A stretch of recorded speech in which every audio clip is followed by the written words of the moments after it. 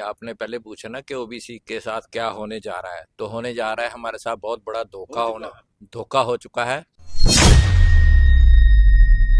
एक प्रधानमंत्री और जम्मू कश्मीर के मनोज सिन्हा, जो ये दोनों एक इस वक्त पॉलिटिकल गेम खेल रहे हैं लोकसभा को चुनाव को देखते हुए। और जो मंडल कमीशन ने जातियां आइडेंटिफाई की हुई हैं जम्मू कश्मीर के अंदर 63 जातियां, उनका ये मर्डर कर रहे हैं। पहले शेड्यूल ट्राइब ਨੂੰ ਲੈ ਕੇ ਪ੍ਰੈਸ ਕਾਨਫਰੰਸ ਕੀਤੀ ਗਈ, ਮੀਡੀਆ 'ਤੇ ਆਪਣੀ ਗੱਲਬਾਤ ਰੱਖੀ ਗਈ। शेड्यूल ट्राइब को मामलों भी जो है बहुत ज़्यादा मीडिया में आया, मगर अज जम्मू एंड कश्मीर ओबीसी को मामलो जो है वो सामने आओ, उनके द्वारा जी प्रेस कॉन्फ्रेंस की जावी के प्रेस कॉन्फ्रेंस ही के सारो मामलो हो के ओबीसी नाल छेड़खानी हुए भी गलबात करांगा, इन्हें नाल जानांगा। मैं केवल कृष्ण खोत्रा, तो जनरल सेक्रेटरी ऑल इंडिया सैनिक समाज सभा और ऑल जेड के जो फेडरेशन बनी हुई हमारी ऑल इंडिया ओबीसी फेडरेशन, उसका भी वाइस प्रेसिडेंट। तो क्या कहना चाहेंगे जो आज ये प्रेस कॉन्फ्रेंस की गई, क्या ओबीसी के साथ क्या होने जा रहा है, क्या ओबीसी जिसके लिए आपने प्रेस कॉन्फ्रेंस की गई है? नहीं, आपने पहले पूछा ना कि ओबीसी के साथ क्या होने जा रहा है, तो होने जा रहा है हमारे साथ बहुत बड़ा धोखा हो चुका है। पहले भी जैसे, क्योंकि सिंस इंडिपेंडेंस 75 साल से हमारे साथ यही छेड़खानी हो रही थी। तो 2014 में जब हमारे प्रधानमंत्री श्री मोदी जी बढ़ना चाहते थे, तब तो उन्होंने कहा था कि मैं ओबीसी समाज से ताल्लुक़ रखता हूं और मैं ओबीसी समाज का एक गरीब माँ का बेटा हूं। तो मैं ओबीसी के लिए, हमें बहुत इच्छाएं थी, बहुत उम्मीदें बनी, और हमारे समाज ने पूरे देश में दिल खोल कर इनकी वोट दिया, मदद की और इनको प्रधानमंत्री की कुर्सी तक पहुंचा दिया।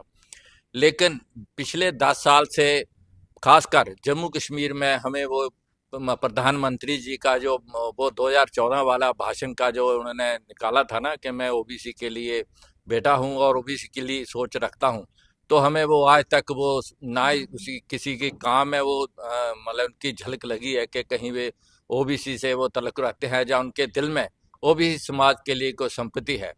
तो हमारे साथ यही धोखा होता है जा रहा है कि 10 साल से हमारे जो थोड़े बहुत मिले हुए हक हुकूक थे, जैसे कि हमारा स्कॉलरशिप था बच्चों का, 2019 से वो भी बंद हो गया।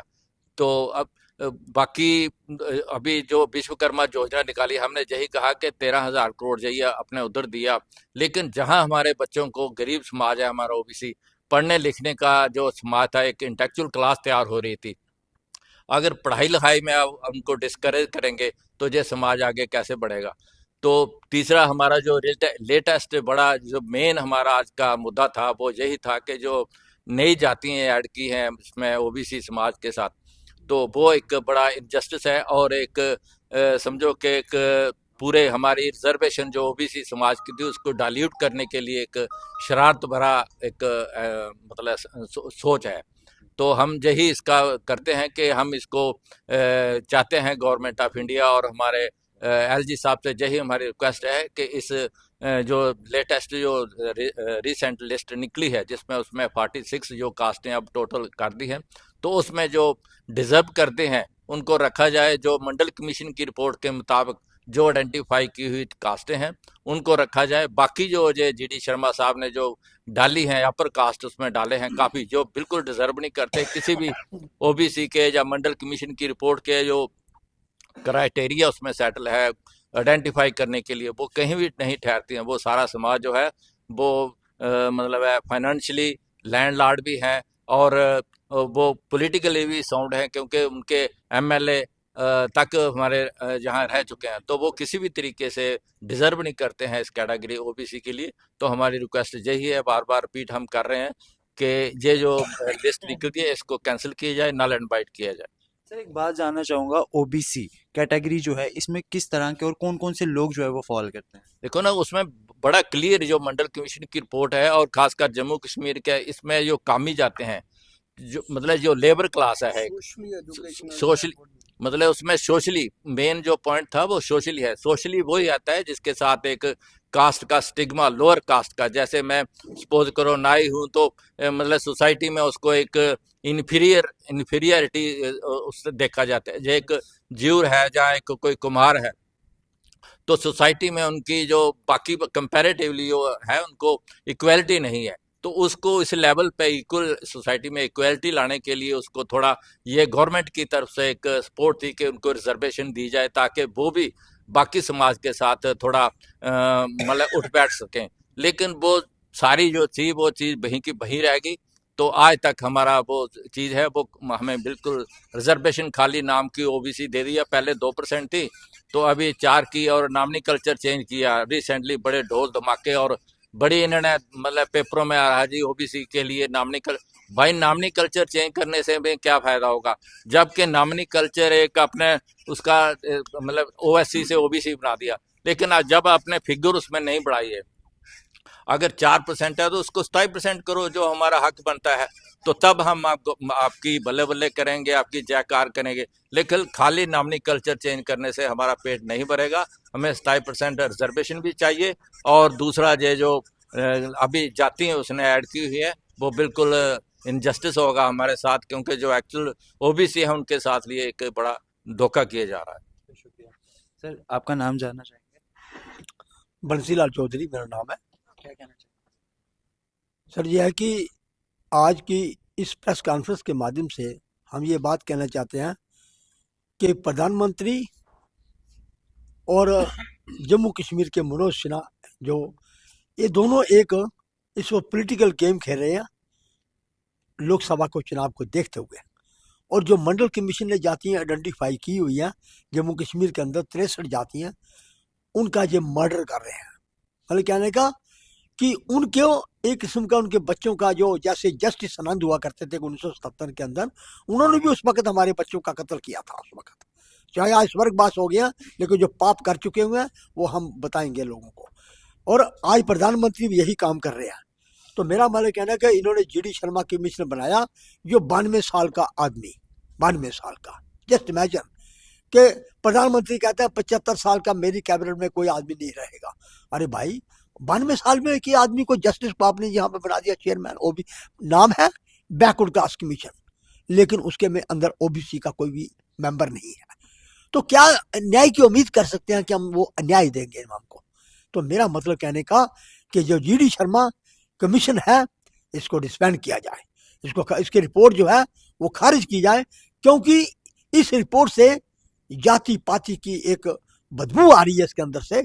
जो सोच थी उसकी जीडी शर्मा की, डुबडबे ब्राह्मण, आचार्य ब्राह्मण, तो मेरे कहने का कि ब्राह्मणों को डाल दिया बीच में इसमें के अंदर ओबीसी के अंदर, जबकि उनका इंटाइटलमेंट ईडब्ल्यूएस बनता है। ईडब्ल्यूएस को उसी को सर्टिफिकेट मिलता है other than SC ST OBC होना चाहिए। अरे भाई जब उसमें अदर दैन है लिखा हुआ है लफ्ज, तो फिर इन लोगों के लिए जब ईडब्ल्यूएस 8 लाख की आमदन होगी तो उसका सर्टिफिकेट नहीं बनेगा। जो ओबीसी के अंदर है उसका भी 8 लाख का है। तो फिर मेरा मतलब कहने का जब दोनों का क्राइटेरिया 8 लाख रुपए रखा हुआ है क्रिमिनल, तो फिर इनको सोच देखो कैसी है। उनको ओबीसी के अंदर इसलिए डाला जा रहा है कि ओबीसी के रिजर्वेशन को डिल्यूट कैसे किया जाए, जैसे पहाड़ियों का किया इन्होंने उस वक्त। आज मैं कहता हूं कि जो पहाड़ी है उसके अंदर कहने का मतलब अपर कास्ट के लोग हैं पहाड़ियों में। अरे भाई उनको हॉरिजॉन्टल रिजर्वेशन दे दो। बाबा साहब ने क्यों बनाया था ये concept vertical reservation horizontal reservation का? इसलिए बनाया था कि जिन लोगों को सरकार देना चाहती है सिर्फ एससी एसटी और ओबीसी का अधिकार है वर्टिकल रिजर्वेशन के लिए। तो मेरा मतलब कहने का कि बाकी किसी को सरकार देना चाहती है तो उनको हॉरिजॉन्टल दे दे, हॉरिजॉन्टल कंसेप्ट दी।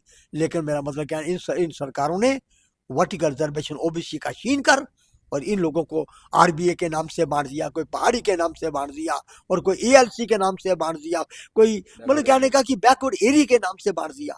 तो मेरा मतलब कहना कि प्रधानमंत्री आपने वायदा किया यहाँ पे मौलाना आजाद स्टेडियम में, आप वादे को भूल किया आप बिल्कुल। आज आप हमारे साथ गेम खेल रहे हो, एक हमारे बच्चों का मर्डर करके उन जातियों को डाल रहे हो जो जातियां कमी नहीं है, जिनके साथ जो are not able to fulfil the social backwardness criteria. Social backwardness उसका पहला ही एक पॉइंट है इसमें सुप्रीम कोर्ट की जजमेंट में पैरा नंबर 16, इसमें पैरा नंबर 247 और पैरा नंबर 652, इसके अंदर ये लिखे उसमें पैरामीटर बने हुए हैं।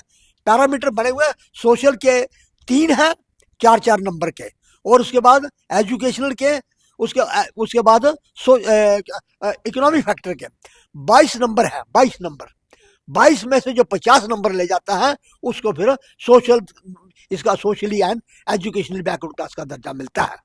लेकिन इनमें जो कास्ट है, इसने जीडी शर्मा ने डाली, एक भी कास्ट इस क्राइटेरिया को फुलफिल नहीं करती है। लेकिन हम कहते हैं कि जीडी शर्मा की कमीशन जो की रिपोर्ट है इसको नल एंड वाइड ट्रीट किया जाए। और प्रधानमंत्री जी, अगर आपने ट्रीट नहीं की, आपने जुगल शर्मा को यहाँ खड़ा कर दिया है, उसके बाद जितेंद्र सिंह को, लेकिन ओबीसी वोट नहीं देगा जब तक आप 27% रिजर्वेशन जम्मू कश्मीर के लिए ओबीसी में लागू नहीं करोगे। बहुत बहुत शुक्रिया का बात। धन्यवाद आपका बहुत। तो ये हमारे साथ मौजूद है Jammu and Kashmir OBC organisation के मेंबर। आप सबका इस पे क्या कहना है कमेंट सेक्शन में जरूर बताएं, और भी इसी तरह की मजीद अपडेट के लिए जुड़े रहें हमारे साथ, देखते रहें हमारा चैनल।